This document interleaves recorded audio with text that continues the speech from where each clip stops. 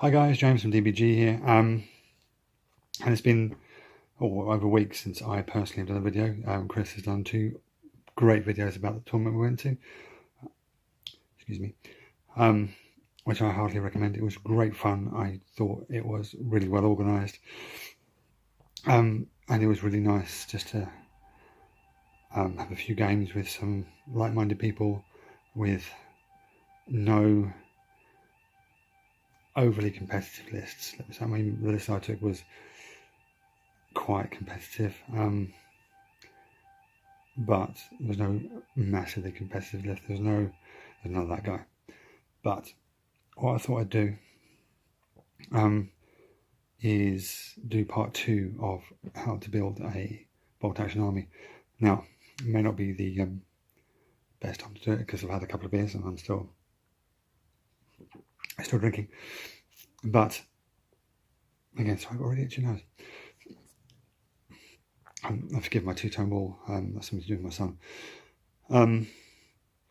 Yeah, the first how I would do a bolt action army was supposed to finish with me talking about miniatures and the companies you can get them from, but I just went on autopilot and finished the video. So this is just going to be a casual chat about miniatures and where to get them from, and the problems with scale, because scale is an issue in bolt action, and just general stuff like that. First stop, Warlord Games. Warlord Games produce some really lovely miniatures. They do produce some quite bad ones as well. Some of the metal kits, particularly the guns, by guns I mean artillery. Some of the machine guns can be fiddly put together, but there's little parts in the artillery that I do try to do all of them, but obviously when the model's built you can't really see all these wheels and levers and what have you. Excuse me, sorry, that's the beer. So once you first get into bolt action, 2 ways of doing it. You buy the starter set, Band of Brothers. You get a really small German force, which I think they're probably better dropping the half track and giving you a full 24 guys like they do with the American Paras, and just chucking a building in there. That's it. I don't think they need the half track, because that way you can get a more rounded experience, and then you can add more easily with vehicles and support teams and what have you yourself. And that's the way I would have done Band of Brothers. But the other way of doing it, if you've got the cash readily available, their starter armies are on point. They are amazing. They do one for all the major factions. In fact, for the Germans, they do many. They do an SS, a Grenadier, and a Fallschirmjäger. There's a Soviet one, a US one, a US Marine Corps, a British one, and a Soviet one, and a Japanese one. And they're all really good value for money. You get minimum 48 to 50 infantry, some support weapons, and a tank. Sometimes some of them you get a vehicle as well, either a half track or an armoured car. It's different whichever each one you do. I mean, the SS one comes with a Tiger and a Stug. That's really good value for money. It's £90 from Warlord Games. You can get it cheaper from online retailers. I mean, Goblin Gaming, our affiliate, does them cheaper. I think about £80, £85. It's a bit of a saving, and it's free postage as well. If you're planning to do something specific, you can look at other manufacturers. Perry Miniatures are very good. They do a good range of it's specifically desert, so you've got 8th Army, Afrika Korps, Italians, and French Foreign Legion, with a nice selection of support weapons and guns to go with it. So the British have 25-pounders, Germans have both the Pack 36 and the Pack 40. Oh, and the dreaded 88. The French have the quick-firing 75mm. The Italians, I think they do both. The smaller artillery, the 75mm, and the 100mm artillery, and they're also linked to Blitzkrieg Games. which do fantastic tanks. And if you see my video on my Operation Compass Army, you'd have seen that Matilda, and it is the best 28mm Matilda I've ever seen. And that's in my opinion. The Warlord Games do one. It's slightly more expensive. It just looks more chunky, and it's a bit, yeah. It looks like it's put on a bit of weight, whereas the Blitzkrieg one is very true to the original Matilda. And Blitzkrieg do a lot of vehicles from all the belligerents in World War II.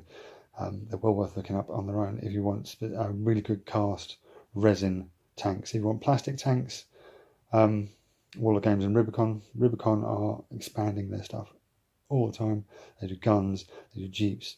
So if you want a cheap jeep, but bear in mind Rubicon are true scale, just like Perry Miniatures. They are true scale. So once you put your Rubicon or Perry Miniatures next to Warlord Games miniatures, which are heroic 28mm, there's a very large size difference, so you can't mix them in the same unit. I personally wouldn't mix them in the same army. So if you're heading for Perry, you need to buy your infantry, your support weapons, and your guns all from Perry. If you go Warlord, get everything from Warlord. There's First Corps that's very close to Warlord Games, not as well cast, but still some very good miniatures. There is Offensive Miniatures. They do an awesome range of late war Germans. They're Hitler Youth and Volkssturm and other things. So it's amazing. They also do a nice range of Afrika Korps. There is Artisan Designs. I first came across Artisan Designs miniatures when we got given some from the salutes, and the ones I gave away in the 500 subscriber giveaway. They are very well done. From painting them, they are just so much fun to paint. I don't know what it is. Some miniatures you really struggle in painting. You find that with some metals, they're really hard to paint. But Artisan Designs are really, really nice to paint. You hear that jingling? That's just my dog coming into the living room. Yeah, so Artisan Designs I heartily recommend. They've got a really nice range. Specifically, if you're doing, they've got some really good French ones. They've got some French Foreign Legion and some Gurmier, which are the Algerian and Moroccan troops the French used in Africa, Italy, and towards the end of the war, specifically the Battle of the Bulge. They've got some really nice miniatures for that. There is Crusader miniatures, which mainly early war. They've got early war Fallschirmjäger, early war Germans, early war SS, which Warlord Games only have like one box. They do a whole range, selection of weapons, including mortars, MG 34s, command and infantry units. What else is there? Oh yeah, they're doing a really huge range of French. So they've got the French with the greatcoats.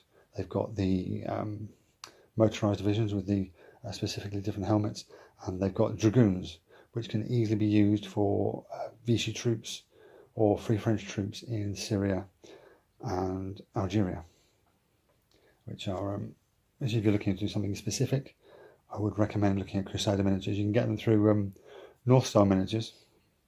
They've got a whole list of stuff. They do Warlord, they do Rubicon, they do First Corps, they do Artisan and Crusader. So check out North Star Miniatures for all your metal miniature needs. And there's one more to talk about. Well, maybe two more.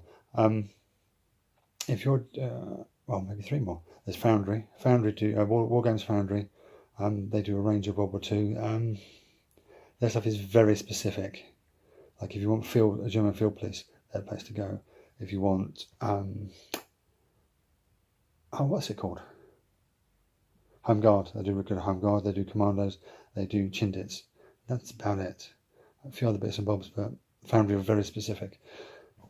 There's Brigade Miniatures. They're a US company. I looked at them specifically for Chinese. They do Chinese in German uniforms with the Stahlhelm and with their Chinese version of the 98K or Car 98, whatever, the Mauser, and they also have them with the small selection of MG 34s the Germans sold to the Chinese before it all went tits up when Japan invaded.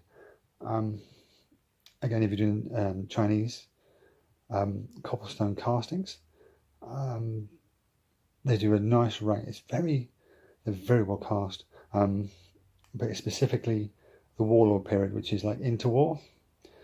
So it's the upheaval in China, because China fell apart just before World War One, and with British and American and other people's involvement, it got a little bit worse in the interwar years. And obviously the Japanese did a little bit of invading in 1931, and this represents that sort of era. So there's the Chinese who fought with the Bolsheviks in the Russian Civil War in the 1918 to 1920, I think it was.